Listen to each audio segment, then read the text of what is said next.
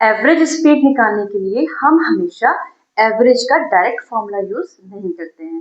तो आज की इस वीडियो में हम देखेंगे कि हम किस तरह के क्वेश्चंस में एवरेज का डायरेक्ट फॉर्मूला यूज कर सकते हैं और किस तरह के क्वेश्चंस में हम एवरेज का डायरेक्ट फॉर्मूला यूज नहीं करेंगे। तो हम इसे एक एग्जांपल से समझते हैं। जैसे एक ट्रेन 30 किलोमीटर पर आवर की स्पीड से जाती है और 20 किलोमीटर पर आवर की स्पीड से वापस आती है, तो ट्रेन की औसत स्पीड क्या होगी। तो यहाँ पे हम देख सकते हैं कि जो ट्रेन है वो 30 किलोमीटर पर आवर की स्पीड से जा रही है, फिर 20 किलोमीटर पर आवर की स्पीड से वापस आ रही है। तो यहाँ पे हमने क्या देखा कि जो ट्रेन ने डिस्टेंस ट्रेवल की है वो क्या है, इक्वल है।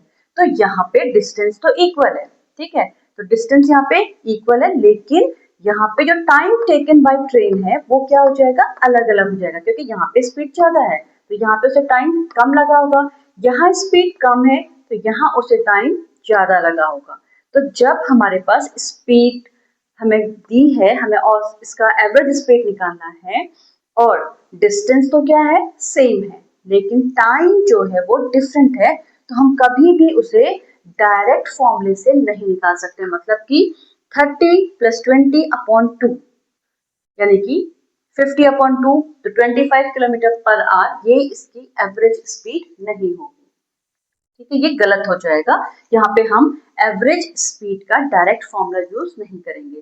तो पहले मैं इसकी आपको शॉर्ट ट्रिक बताती हूँ कि अगर हमने इसकी डायरेक्ट स्पीड निकालनी है तो हम उसके लिए क्या करेंगे। तो उसके लिए जो हमारे पास फॉर्मूला आएगा एवरेज स्पीड निकालने का, ठीक है, एवरेज स्पीड, तो एवरेज स्पीड मतलब औसत चाल उसकी। तो औसत चाल निकालने के लिए हम क्या करते हैं, 2xy और अपॉन x + y, इस फॉर्मूले को हम यहाँ पे यूज करते हैं। तो यहाँ पे 2 और x और y क्या है, इसकी स्पीड है, तो 2 × 30 एक स्पीड और y 20 इसकी सेकंड स्पीड है। ऐसे यहाँ पे आ जाएगा 30 + 20, तो हमारे पास आएगा 2 × 30 × 20, ठीक है, और नीचे हो जाएगा दोनों की स्पीड का सम यानी कि 50। अब हम इसको सिंप्लीफाई कर सकते हैं। तो सबसे पहले हमारा 0 से 0 सिंप्लीफाइड हो जाएगा और 5 और 30, 5 1 = 5, 5 6 = 30, तो कितना आ रहा है, 6 2 = 12 और 12 2 = 24। तो इसकी जो एवरेज स्पीड होगी यानी कि औसत, जिसकी हम बात कर रहे हैं ना, औसत स्पीड, औसत चाल, तो वो हो जाएगी 24 किलोमीटर पर आवर। ये है इसका करेक्ट आंसर।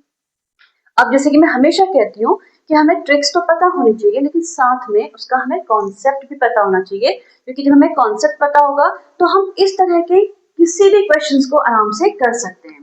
तो जैसे अब हमें पता है कि जो एवरेज स्पीड होती है ना, वो एवरेज स्पीड यानी कि जिसको हम कह रहे हैं क्या, औसत चाल। तो उसके लिए जो हमारे पास होता है, कैसे निकाली जाती है वो, कुल दूरी यानी कि डिस्टेंस, तो कुल दूरी बट्टे कुल समय, ये हमें देता है औसत चाल, है ना, यानी कि एवरेज स्पीड।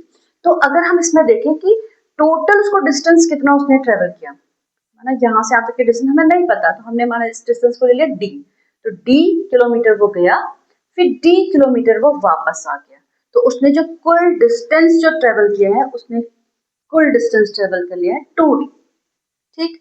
फिर ये क्या है, डिवाइडेड, है ना, डिवाइडेड बाय, अब हमको क्या निकालना है, कुल समय यानी कि टोटल टाइम। अब यहाँ पे हमें टाइम तो भी नहीं गिवन है, तो हमें टाइम निकालना पड़ेगा। तो यहाँ पे हमें पता है कि जो टाइम हम कैसे निकालते हैं, समय जो होता है वो दूरी बट्टा चाल होता है, यानी कि हम कह सकते हैं कि टाइम हम कैसे निकालेंगे, टाइम = हो जाएगा डिस्टेंस अपॉन स्पीड। तो अब अगर मैं इस डिस्टेंस के लिए देखूं, है ना, तो यहाँ पर डिस्टेंस कितनी ट्रेवल की इसने, d, हमने लिया d, और यहाँ पे इसकी स्पीड कितनी थी, 30 किलोमीटर पर रहा, तो यानी कि उसे कितना टाइम लगा होगा, d/30, है ना। ऐसे तो नीचे आने में से कितना टाइम लगा होगा, d/20। तो टोटल टाइम अगर मैं निकालूं तो टोटल टाइम इसका हो जाएगा d/30 और d/20।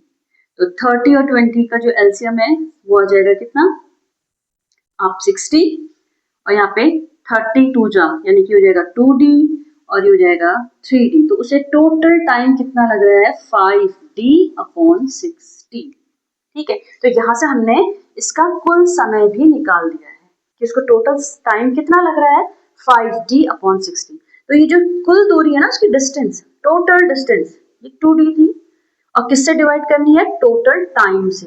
तो टोटल टाइम हमारे पास कितना था 5d/60 से ये डिवाइड होना है।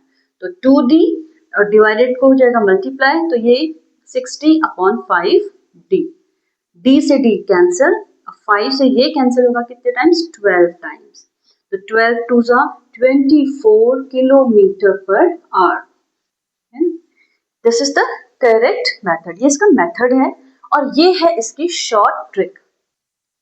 तो कभी भी अगर हमको निकालना है किसी की भी ट्रेन की, बस की, किसी की भी अगर हमको एवरेज स्पीड निकालनी है, ठीक है, तो हमेशा डायरेक्ट फॉर्मूला हमें यूज नहीं करना है। डायरेक्ट फॉर्मूला तब यूज होता है जब ये जो टाइम टेकन होगा ना वो क्या होगा सेम होगा, मे बी डिस्टेंस कुछ भी हो लेकिन टाइम टेकन सेम है, तो हम डायरेक्ट उसको ऐड करके अपॉन 2 करके हम एवरेज स्पीड निकाल सकते हैं।